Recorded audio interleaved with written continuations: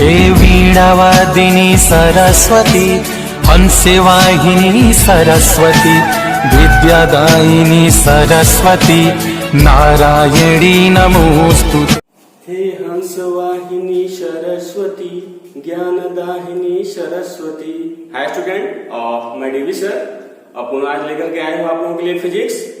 और आज के इस वीडियो में हम पढ़ने वाले हैं वैद्युत फ्लक्स और गॉस का प्रमेय। एग्जाम के नजरिए से बहुत ही इंपॉर्टेंट है। तो वीडियो प्रारंभ करने से पूर्व मैं पुनः आप लोगों से कहना चाहूंगा कि यदि वीडियो अच्छा लगे तो प्लीज लाइक कीजिए, सब्सक्राइब कीजिए और अपने दोस्तों के पास शेयर भी कीजिए। आइए आज का वीडियो प्रारंभ करते हैं। ध्यान दें, यहाँ पे दे रहा है वैद्युत फ्लक्स, इलेक्ट्रिक फ्लक्स क्या है, ठीक है ना। इसकी परिभाषा आपके सामने दी गई है।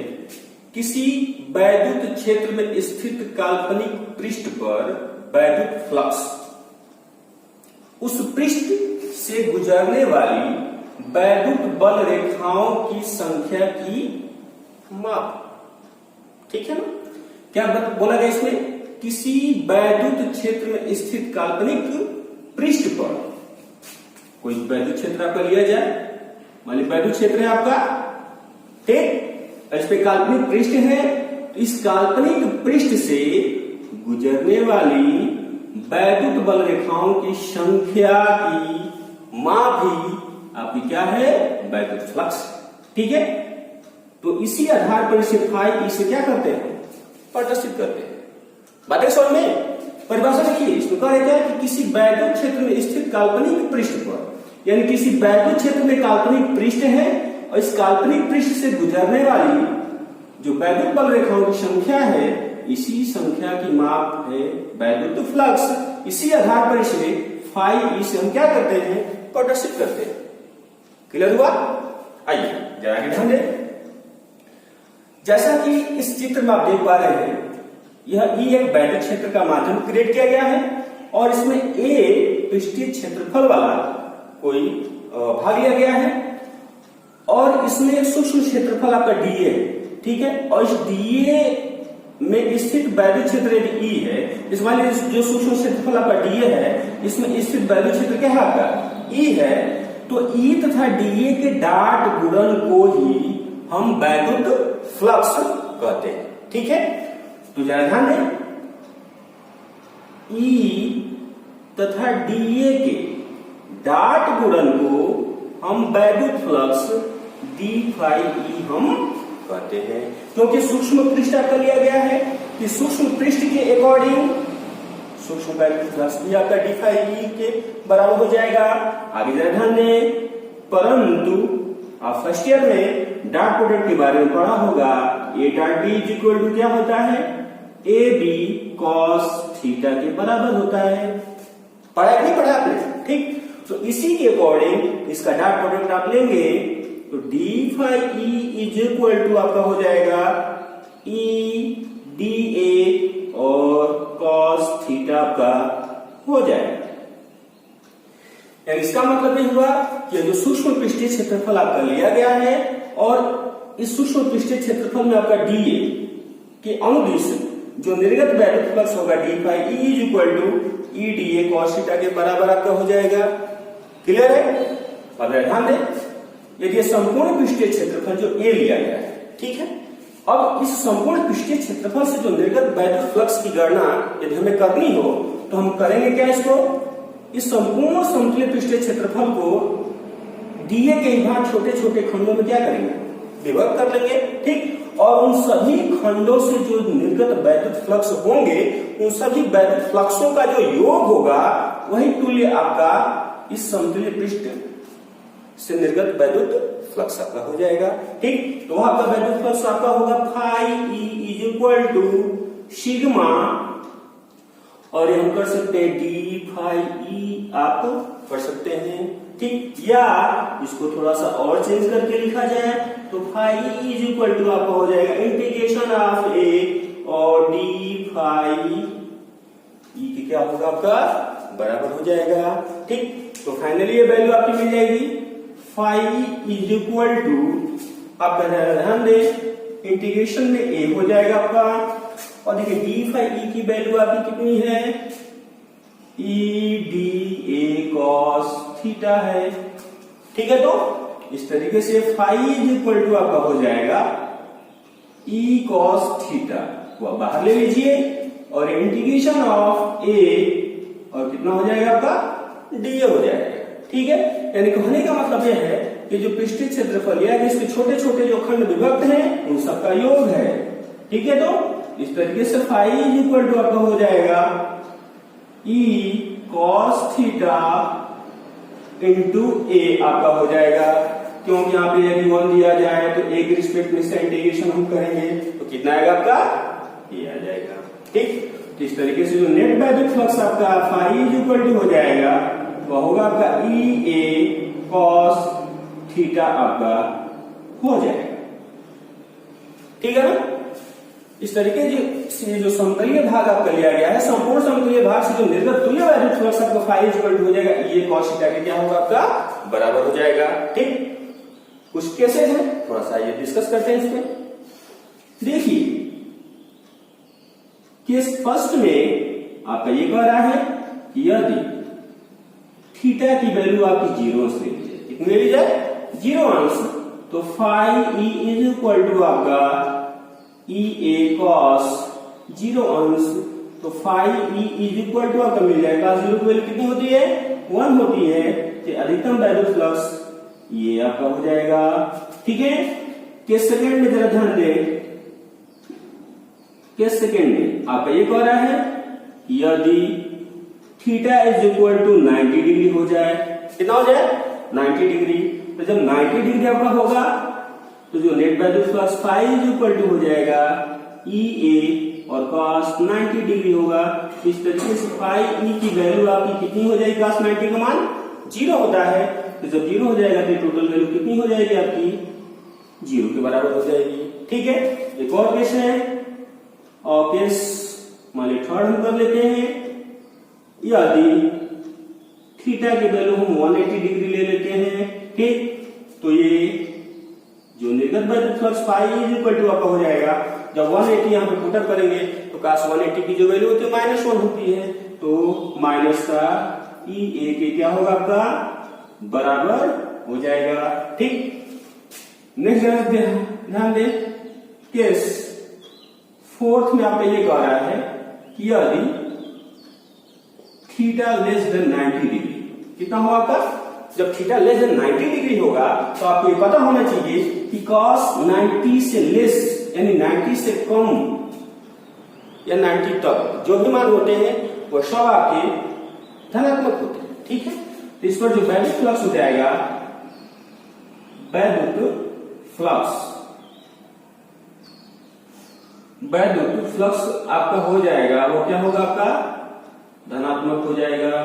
ठीक है, और केस फिफ्थ में आपसे कह रहा है कि यदि थीटा ग्रेटर देन कितना हो जाए आपका 90 डिग्री, कितना हो जाए 90 डिग्री हो जाए, तो 90 डिग्री पर cos के अकॉर्डिंग मान निकाला जाता है तो वह सब माइनस में चला जाता है, तो 90 पर आपका जो वैद्युत फ्लक्स होगा, वैद्युत फ्लक्स वो क्या हो जाएगा आपका ऋणात्मक हो जाएगा। बात है सामने, तो इन केसेस को आप ध्यान से जरा समझे रहेंगे, एग्जाम में आपका काम करेगा या न्यूमेरिकली क्वेश्चन जब आप हल करेंगे तो उसमें आपका इसका उपयोग हो सकता है। क्लियर है, तो आइए थोड़ा वैद्युत फ्लक्स का मात्रक और बीमा निकालते हैं। ठीक है ना, तो जरा ध्यान दें, वैद्युत फ्लक्स का मात्रक तथा बीमा, चूंकि आप ये जानते हैं phi is equal to EA cos theta का होता है। अगले ध्यान दें, चूंकि phi E is equal to आपका हो जाएगा, यहाँ पे वैद्युत क्षेत्र है, ठीक, तो फाई E का मात्रक आप लिखे तो क्या मिल जाएगा आपका न्यूटन प्रति कूलम इसका होता है, न्यूटन प्रति कूलम किसका मात्रक होता है इस वैद्युत क्षेत्र का, इनटू में ये क्षेत्रफल है तो मीटर स्क्वायर आपका हो जाएगा। ठीक, कोण का मात्रक हम नहीं लेंगे यहाँ पे, तो इस तरीके से फाई ई का मात्रक जो मिल जाएगा वह न्यूटन मीटर स्क्वायर पर गुलाम आपका हो जाएगा। बात समझ में? अब थोड़ा ध्यान दें, फाई ई की बीमा यहीं से लिखा जा सकता है। चूंकि न्यूटन बल का मात्रक है तो न्यूटन का यानी बल की बीमा mLT-2 आपका होता है, और ये मीटर स्क्वायर है तो L स्क्वायर हो जाएगा आपका, और अपान में कूलाम है तो इसकी बीमा होती है आपकी AT आपकी हो जाती है। ठीक है, और इसको सही फॉर्मेट में सेपरेट कर लिया जाए तो ये मिलेगा क्या आपका M हो जाएगा, और उसके बाद से L Q आपका हो जाएगा, और ये T-3 हो जाएगा, और A-1 आपका हो जाएगा। बात समझ में? तो वैल्यू फ्लक्स से क्वेश्चन बनता है, इसकी परिभाषा आपसे पूछ सकता है। इसमें इंपॉर्टेंट इसका वैल्यू फ्लक्स का मात्रक और बीमा। ठीक है, मात्रक कभी कभार के अबीमा मल्टीपल चॉइस क्वेश्चन यानी बहुविकल्पीय सवालों में पूछ देता है। तो बात समझ में? इसका आप स्क्रीनशॉट लेकर के आप अपनी कॉपी पे इसका नोट्स बना सकते हैं। ठीक है ना? आइए नेक्स्ट देखते हैं, गॉस की प्रमेय परीक्षा की दृष्टि से वेरी वेरी इंपॉर्टेंट क्या है, थोड़ा ध्यान दें। इसमें वैद्युत क्षेत्र में किसी स्वैच्छिक बंद पृष्ठ से गुजरने वाला वैद्युत फ्लक्स उस पृष्ठ से परिबद्ध कुल आवेश का 1/ε0 गुना होता है। ठीक है, यानी यहां पे कह रहा है क्या आपका कि वैद्युत क्षेत्र में किसी स्वैच्छिक ध्यान दें, वैद्युत क्षेत्र E क्लियर है, में स्थित किसी स्वैच्छिक बंद पृष्ठ से गुजरने वाला वैद्युत फ्लक्स यानी फाई E क्या हुआ आपका फाई E जो होता है उस पृष्ठ से परिबद्ध, इस पृष्ठ से परिबद्ध कुल आवेश यदि आवेश क्या हो Q हो तो इस आवेश का 1/ε0 गुना होता है।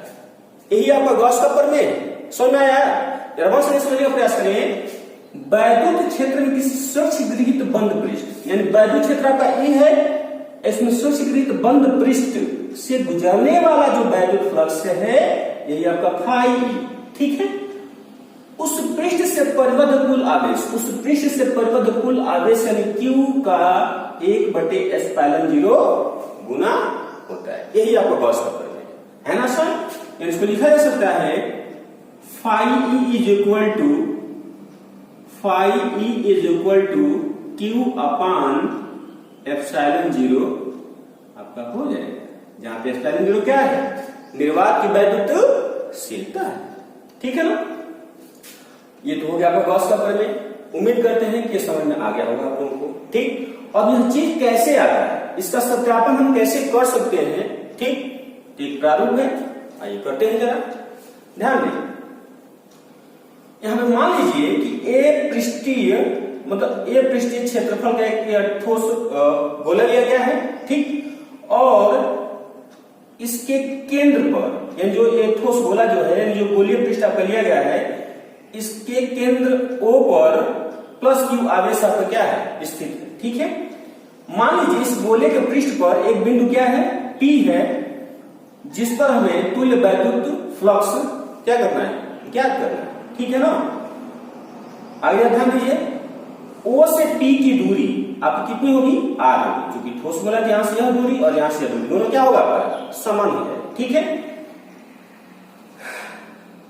मान लीजिए इस प्लस Q के कारण बिंदु P पर जो उत्पन्न वैद्युत क्षेत्र की तीव्रता है वो क्या है आपका E है।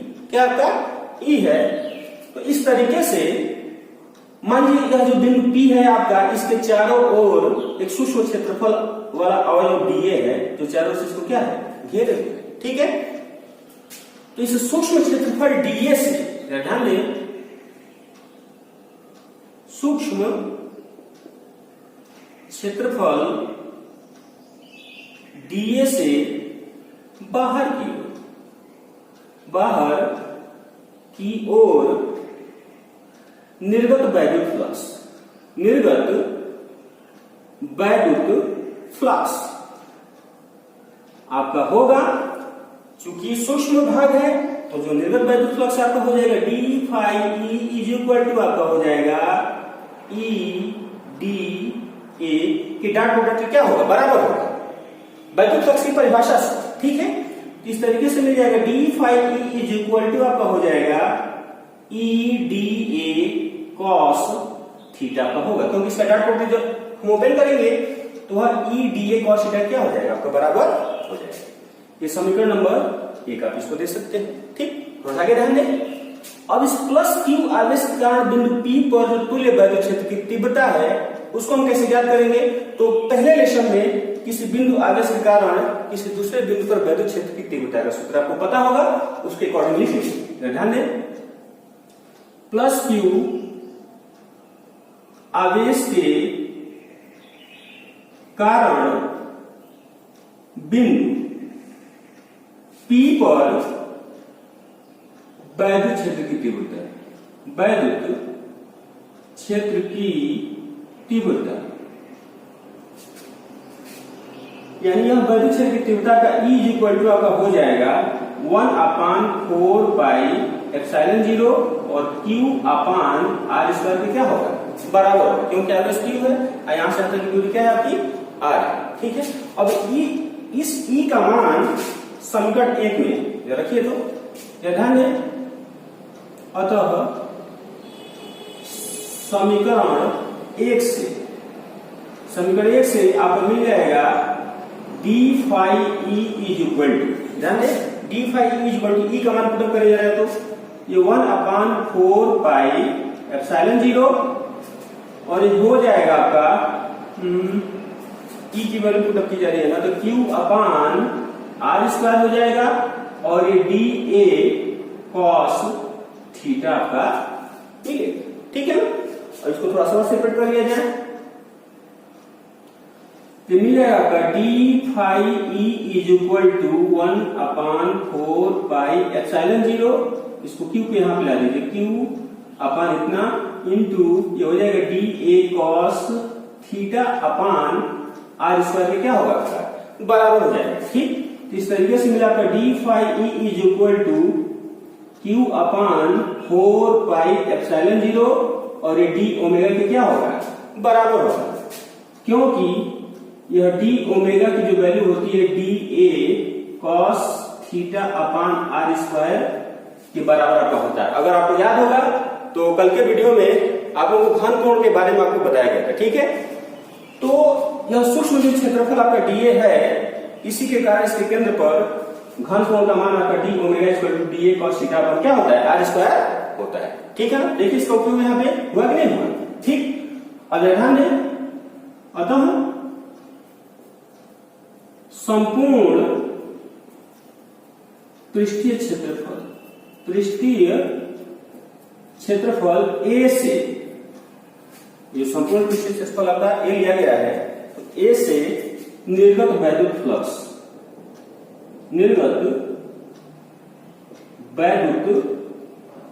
फ्लक्स जो हो जाएगा वो phi E is equal to आपका हो जाएगा इंटीग्रेशन ऑफ ए हो जाएगा और डी फाई ई के क्या होगा, बराबर हो जाएगा। ठीक है, क्योंकि सूक्ष्म भाग के अकॉर्डिंग लिया गया था और सभी संपूर्ण पृष्ठीय क्षेत्रफल के अकॉर्डिंग जब लिया जाएगा तो सबका क्या कर लिया जाएगा, योग कर लिया जाएगा। ठीक है, जो हो जाएगा phi E is equal to, ध्यान दें देखिए डी फाई ई की वैल्यू पूरी है, यहाँ पुटअप कर दें तो ये हो जाएगा ए और क्यू अपान 4πε0 और डी ओमेगा आपका। ठीक है, इसको थोड़ा सा और सेपरेट करते हैं तो phi E is equal to Q upon 4πε0 हो गया और इंटीग्रेशन ऑफ ए और ये कितना हो जाएगा, डी ओमेगा हो जाएगा। ठीक, और आपको ये पता होना चाहिए कि हमारे कोई ठोस गोला यदि लिया जाए तो इस ठोस गोले के संपूर्ण पृष्ठ द्वारा उसके केंद्र पर आंतरिक घन कोण आपका होगा। ठीक है, तो अंतरिम घन कोण का मान कितना होता है आपका 4 पाई के बराबर होता है। ठीक, तो इस तरीके से phi E is equal to आपका हो जाएगा Q upon 4 pi epsilon 0 and 2। ये संपूर्ण पृष्ठ धनुष के केंद्र पर बना घन कोण का मान कितना होता है 4 पाई, इसलिए रेडियन के बराबर होता है। 4 पाई से 4 पाई क्या होगा, कैंसिल हो गया। इस तरीके से phi is equal to Q upon कितना हो गया एप्सिलॉन 0 आपका हो गया। यही क्या है आपका गॉस का प्रमेय। तो बात है समझ में। तो उम्मीद करते हैं कि गॉस का प्रमेय और इसकी उत्पत्ति जो बताया गया है आपको अच्छे तरीके से समझ में आया होगा। अभी तक के वीडियो में इतना ही, धन्यवाद।